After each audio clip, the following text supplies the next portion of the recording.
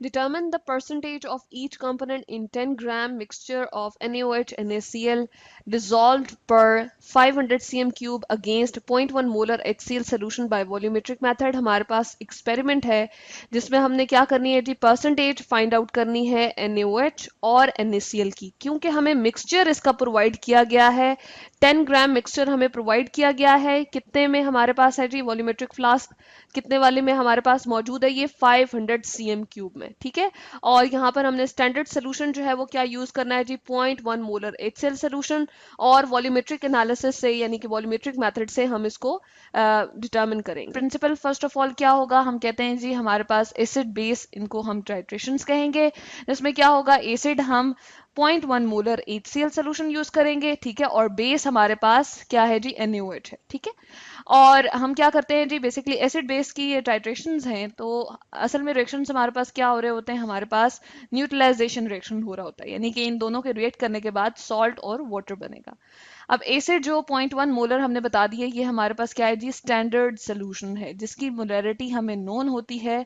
वो सोल्यूशन जिसकी मोलैरिटी हमें मालूम होती है उसको हम स्टैंडर्ड सोल्यूशन कहते हैं। इसके बाद इंडिकेटर हम इस टाइट्रेशन में क्या यूज करेंगे, फिनोफ्थलीन इंडिकेटर यूज करेंगे, जिसके कलर चेंज होने से हमें पता चल जाएगा कि हमारी टाइट्रेशन जो है वो मुकम्मल हो गई, ठीक है। फिनोफ्थलीन इंडिकेटर जब हम यूज कर रहे होते हैं तो बेसिक सोल्यूशन जब हमारे पास होता है तो उसके अंदर उसका ब्राइट पिंक कलर होता है, ठीक है। जबकि हम एसिडिक सोल्यूशन के अंदर इसको देखते हैं कि इसका कोई कलर नहीं होता, तो हम कह सकते हैं कलरलेस इन एसिडिक सोल्यूशन।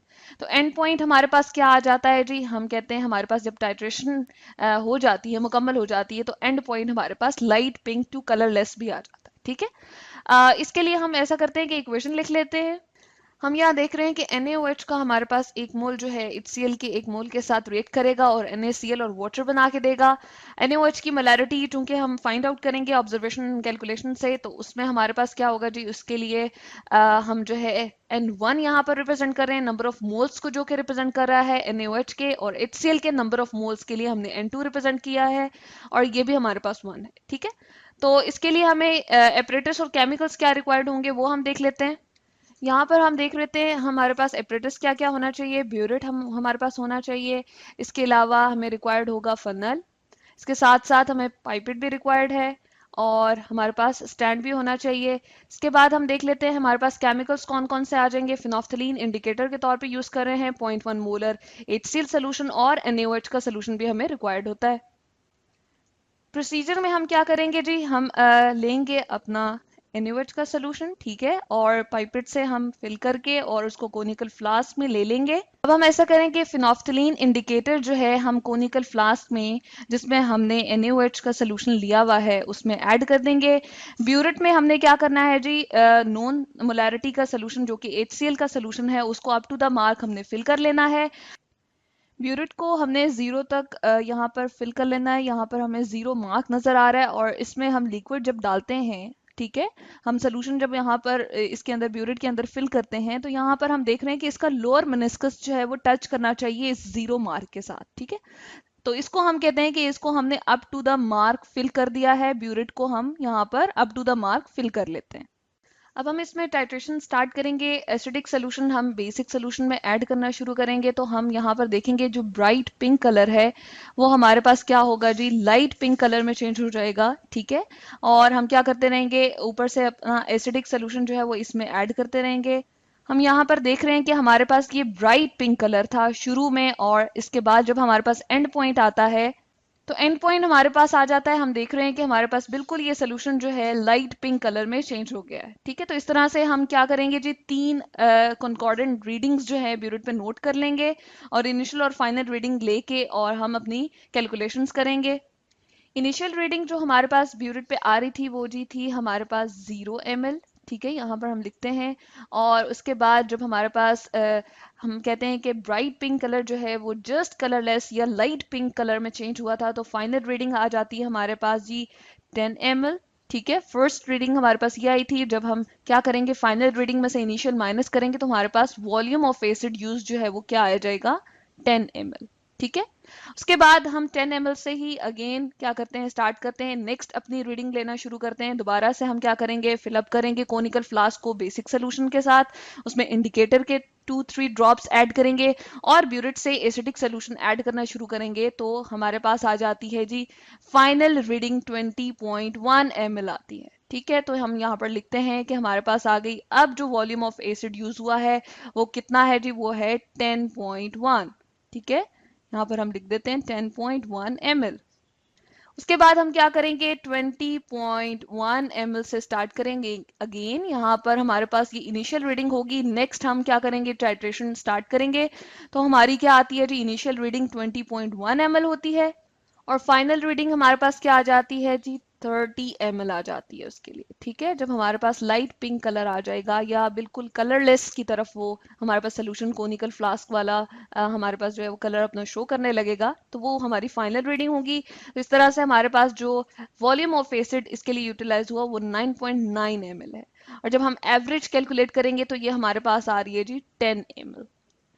इसके बाद हम क्या करेंगे, मोलैरिटी ऑफ HCl सोल्यूशन जो कि हमारे पास स्टैंडर्ड सोल्यूशन था वो थी हमारे पास 0.1 molar. Molarity of NaOH solution हमें मालूम नहीं है क्योंकि उसकी हमने परसेंटेज NaOH की फाइंड आउट करनी है। तो यहाँ पर हम क्या कर देते हैं, मोलैरिटी भी हमारे पास अननोन है इसलिए क्वेश्चन मार्क डाल देते हैं। उसके बाद अगर हम वॉल्यूम की बात करें तो हमारे पास क्या आ जाएगा, वॉल्यूम ऑफ एसिड जो हमारे पास यूटिलाइज हुआ है हम यहाँ पर लिख देते हैं, हमने कैलकुलेशन से निकाला है 10 ml। इसके अलावा जो NaOH का हमने वॉल्यूम लिया था कोनिकल फ्लास्क के अंदर वो था हमारे पास 10 ml। ठीक है, अब इसके बाद अगर हम नंबर ऑफ मोल्स की बात करें HCl सोल्यूशन और साथ ही साथ NaOH सोल्यूशन की, तो वो भी हम यहाँ पे लिख देते हैं।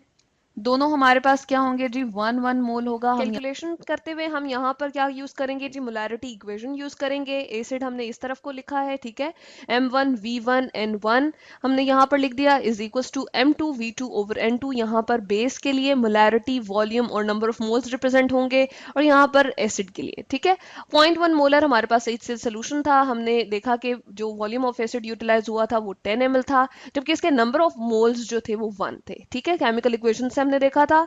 बेस के केस में हमारे पास मोलैरिटी चूंकि हमने फाइंड आउट करनी है इसलिए हमने M2 को एज इट इज लिखा है और वॉल्यूम इसका जो हमने कोनिकल फ्लास्क में लिया था वो 10 ml था और नंबर ऑफ मोल्स इसके 1 ही थे। जब हम रीअरेंज करेंगे इसको तो हमारे पास कुछ इस तरह से हो जाएगा, M2 को हमने फाइंड आउट करना है, 10 उस तरफ जाके हमारे पास यहाँ डिवाइड हो जाएगा। ठीक है, 0.1 into 10 into 1 divide by 10 into 1। ठीक है, तो ये हमारे पास कैंसिल आउट हो जाएगा, 10 इससे 1 1 के साथ कैंसिल आउट हो जाएगा। तो हमारे पास मोलैरिटी ऑफ NaOH सोल्यूशन क्या निकल आएगी, 0.1।